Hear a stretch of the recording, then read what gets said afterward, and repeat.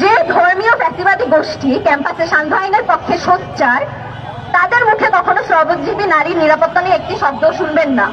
এর কারণ কি? এর কারণ এই বিচারিতা থেকে সাম্রাজ্যবাদ আর পুঁজিবাদ বিপুল মুনাফা কামায়। সান্ধ্য আইন তাই শুধু শিক্ষিত মধ্যবিত্ত নারীর উপর প্রযুক্ত এক নিয়ন্ত্রণের হাতিয়ার। আর তা আসলে সাম্রাজ্যবাদী বিশ্ব ব্যবস্থার অধীনে সামন্তবাদ, পুঁজিবাদ, ধর্মীয় ফ্যাসিবাদ ও পুরুষতান্ত্রিকতার সম্মিলিত আস্ফালন। তাই সহযোদ্ধাগণ, আমরা শুধু একটি হলগেট খোলার দাবি না করে আমরা প্রশ্ন তুলতে চাই, এই রাষ্ট্র কার স্বার্থে চলে? আমরা প্রশ্ন তুলতে চাই, এই বিশ্ববিদ্যালয় প্রশাসন কার নিরাপত্তা রক্ষা করে? এবং আমরা এও বলতে চাই, নারীর প্রকৃত নিরাপত্তা আসে না বন্দিত্ব থেকে, এই নিরাপত্তা আসে মুক্তি থেকে। আর সেই মুক্তির পথ একটাই, সাম্রাজ্যবাদ, সম্প্রসারণবাদ, আমলা মুৎসুদ্দির পুঁজিবাদ, সামন্তবাদ ও ধর্মীয় ফ্যাসিবাদের স্বার্থ রক্ষাকারী এই পুরুষতান্ত্রিক রাষ্ট্র ব্যবস্থার বিরুদ্ধে সংগ্রাম। আমরা অবরোধবাসীদের এই 3 দফা দাবিকে নিঃশর্ত সমর্থন জানাই এবং একই সাথে এই আহ্বান জানাই এই বিচ্ছিন্ন লড়াইকে বৃহত্তর বিপ্লবী রাজনীতির সাথে যুক্ত করার। কারণ নারী মুক্তি বিচ্ছিন্নভাবে আসে না। নারী মুক্তির লক্ষ্য একটাই, সমাজতন্ত্র, সাম্যবাদ। ধন্যবাদ। বন্ধুগণ, আমাদের সাথে সংহতি জানিয়েছেন চারণ সাংস্কৃতিক কেন্দ্র এবং ডাইভার্স ফেমিনিস্ট নেটওয়ার্ক, এবং এখন আমাদের সাথে সংহতি বক্তব্য নিয়ে আসবেন রেড ফেমিনিস্ট ব্লকের সদস্য তানিয়া মাহমুদা তিন্নি। আপাকে আহ্বান করব আমাদের সাথে এসে সংহতি জানানোর জন্য।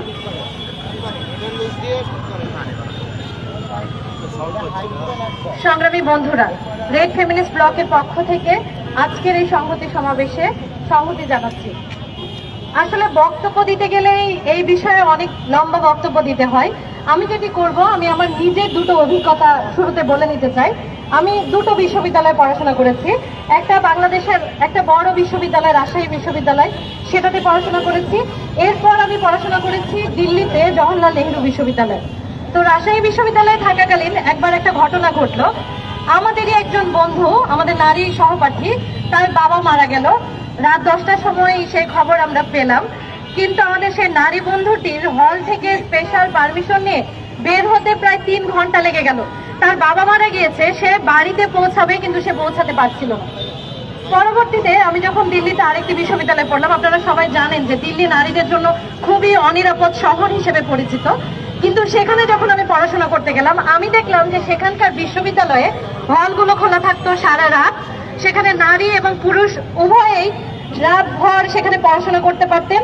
সেমিস্টার ফাইনালগুলোর সময় আমাদের জন্য আমাদের শ্রেণীকক্ষ খুলে দেওয়া হতো। ফলে আমি দেখলাম পড়াশোনার জন্য কি উন্মুক্ত একটা পরিবেশ, এবং সেখানে আমাদের নিরাপত্তা নিয়ে আসলে কোনো প্রশ্ন করা হতো না।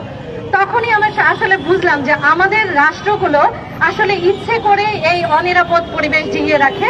খেয়াল করে দেখবেন, আমরা যদি আমাদের ঢাকা শহরের দিকে তাকাই, ঢাকা শহরটা কিন্তু নারীদের জন্য প্রচন্ড অনিরাপদ। এবং ঢাকা শহরে আপনারা দেখবেন নারীরা বাইরে বের হতে পারে এরকমের কোনো পরিস্থিতি নাই। নারীদের জন্য পর্যাপ্ত পাবলিক টয়লেট নাই। যারা নারী মা রয়েছেন তাদের জন্য ব্রেস্ট ফিডিং এর কোনো জোন নেই। নারীরা যে বিশ্রাম নেবে সেরকমের কোনো জায়গা নেই। ফলে এরকমের সংকুচিত একটা জায়গায় আমাদের নারীদের বের হতে হয়। তার মানে কি, প্রাতিষ্ঠানিকভাবে এরকমের একটা জায়গা তৈরি করে রাখা হয়েছে যাতে নারীরা বাইরে আসতে অনাগ্রহী হয়। ফলে এরকমের একটা জায়গায় আমরা আসলে স্বপ্ন দেখি যে বিশ্ববিদ্যালয়গুলো অন্তত নারীদের জন্য উন্মুক্ত পরিবেশ তৈরি করবে, যেখানে তারা নিরাপত্তার কথা চিন্তা করার আগে তাদের মাথায় আসবে যে কিভাবে আমি ভালো পড়াশোনা করব, কিভাবে আমি লাইব্রেরির সুবিধা নিতে পারবো, কিভাবে আমি অন্যান্য সংগঠনের সাথে যুক্ত হয়ে আমার নানা রকমের স্কিল ডেভেলপ করতে পারবো। কিন্তু পক্ষান্তরে আমরা কি দেখছি, ঢাকা বিশ্ববিদ্যালয়ের মতো একটা বিশ্ববিদ্যালয় যেখানে বাংলাদেশের বিভিন্ন প্রান্ত থেকে নারীরা পড়তে আসবেন, সেটাই স্বাভাবিক। যেখানে বিশ্বের বিভিন্ন দেশ থেকে নারীরা পড়তে আসবেন, সেটাই স্বাভাবিক।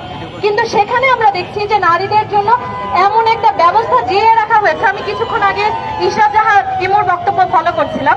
তিনি বলছিলেন যে অসুস্থ হলে নারীদের বাইরে বের হওয়ার পারমিশন নাই, ওষুধ দিয়ে তার কাছে কেউ আসবে সেটার পারমিশন নাই। মা যদি ঢাকায় আসেন, সেই মা ঘরের মধ্যে প্রবেশ করতে পারেন না বা হলে প্রবেশ করতে পারেন না, সেরকমের একটা ব্যবস্থা নেই। তার মানে কি? আমরা বিশ্ববিদ্যালয়ে চেয়েছি পড়াশোনার উন্মুক্ত পরিবেশ, আমরা পেয়েছি বন্দিত্ব।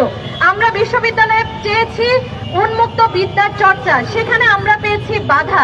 তো এইরকম ভাবে 10 বছর আগে আমার বিশ্ববিদ্যালয় জীবনও যেরকম অতিবাহিত হয়েছে, আজকে 10 বছর পরে একই রকমের জীবন অতিবাহিত হচ্ছে আমাদের ঢাকা বিশ্ববিদ্যালয়ের নারী শিক্ষার্থীদের। ফলে এর বিরুদ্ধে দাঁড়ানো ছাড়া আর তো কোনো উপায় আমরা দেখি না। ফলে সেই জায়গা থেকে আমরা আজকে এখানে এসে দাঁড়িয়েছি।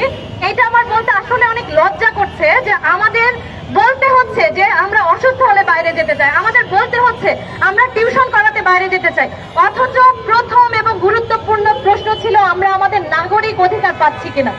সেইটা নিয়ে আমরা প্রশ্ন করার আসলে সাহসই পাচ্ছি না যে একজন নাগরিক হিসেবে বাংলাদেশ সরকার বা আমাদের সংবিধানে নারী এবং পুরুষের যেখানে সমান অধিকার দেওয়া হয়েছে, সেখানে আমরা রাষ্ট্র এবং বিশ্ববিদ্যালয়ের মতো প্রতিষ্ঠানগুলোতে সমান অধিকার তো পাচ্ছি না, নানাভাবে আমাদের বৈষম্যের মধ্যে ফেলে রাখা হয়েছে। ফলে সেই জায়গা থেকে আমরা আসলে প্রশ্ন করতে চাই যে একজন যে পূর্ণবয়স্ক বা প্রাপ্তবয়স্ক যে মানুষ, সে রাত 10টার পর বাইরে যাবে কি যাবে না, সেই সিদ্ধান্তটা আসলে কে নিয়ে দিবে? সেটা কি প্রশাসন নিয়ে দিবে? এই বিশ্ববিদ্যালয় যে অনিরাপদ না, সেটার দায় নারী হিসেবে একজন নারী শিক্ষার্থীর কাঁধে কেন পড়বে? সেটা সেই প্রশ্নটা আমি রেখে যেতে চাই। চিন্তা করে দেখুন, আমি একজন শিক্ষক এবং আমি একজন গবেষক। আমি কিছুদিন আগে নারীদের এই বন্দিত্ব নিয়ে একটা গবেষণা করছিলাম। সেখানে আমি আমার গবেষণা উঠে আসছিল ইন্টারভিউয়ে যে নারী শিক্ষার্থীরা বলছেন তারা যদি কোনো প্রয়োজনের তাগিদেও বাইরে যায়, তাদের বিশ্ববিদ্যালয়ের হল প্রশাসন তাদেরকে জিজ্ঞেস করে যে ভালো ঘরের নারীরা কেন বাইরে থাকবে এত রাতে। তার মানে কি? তার চরিত্রের দিকে একটা অলিখিত একটা কলঙ্ক দেওয়ার চেষ্টা করা হচ্ছে, যেটা সারা জীবনই আসলে দেওয়ার চেষ্টা করা হয়েছে। তারপর এই বিশ্ববিদ্যালয়ে, ঢাকা বিশ্ববিদ্যালয়ে আপনারা পড়ে দেখতে পারেন, গবেষণা আছে যে এই বিশ্ববিদ্যালয়ের 60% নারী তারা যৌন হয়রানির শিকার হচ্ছে। তাহলে কি আমরা বলবো যে এই বিশ্ববিদ্যালয়ে নারীদের পড়ার কোনো দরকার নাই? এরকম কি আমরা করতে পারি? তাহলে যেখানে অনিরাপদ পরিস্থিতি, সেখানে আমাদের কি করা উচিত ছিল? যে বিশ্ববিদ্যালয়ে পর্যাপ্ত নিরাপত্তা রক্ষী আপনারা দিতে পারেন, বিশ্ববিদ্যালয়ে পর্যাপ্ত আলোর ব্যবস্থা আপনারা করতে পারেন। সেটা না করে আপনারা যেটা করছেন, নারীদেরকে, যাদের আমরা বলছি যে নিরাপত্তা বিঘ্নিত হচ্ছে, তাদেরকে আমরা আটকে দিচ্ছি। ফলে সেই জায়গা থেকে আমাদের দাবি থাকবে যে অবিলম্বে এরকম নিপীড়নমূলক এবং বৈষম্যমূলক যেই সমস্যাগুলো রয়েছে আমরা চিহ্নিত করছি, সেগুলো যাতে দূর করার চেষ্টা করা হয়। আর আমি আশা রাখতে চাই যে আমাদের শিক্ষার্থীরা বেগম রোকেয়ার উত্তরসূরি, আমাদের শিক্ষার্থীরা সাবিত্রীবাই ফুলের উত্তরসূরি, তারা যেভাবে লড়াই করে সংগ্রাম করে অধিকার ছিনিয়ে এনেছে, আমাদের শিক্ষার্থীরাও ছিনিয়ে আনবে। এবং আমাদের শিক্ষার্থীদের কোনো প্রোটেকশনের দরকার নাই। খেয়াল করে দেখবেন যে বাংলাদেশে যখন যে কোনো আন্দোলন হয়, জুলাই অভ্যুত্থান থেকে শুরু করে মুক্তিযুদ্ধ, নারীরা পুরুষদেরকে রক্ষা করেছে। তাহলে আমরা কেন বলবো যে নারীদের রক্ষার দরকার আছে?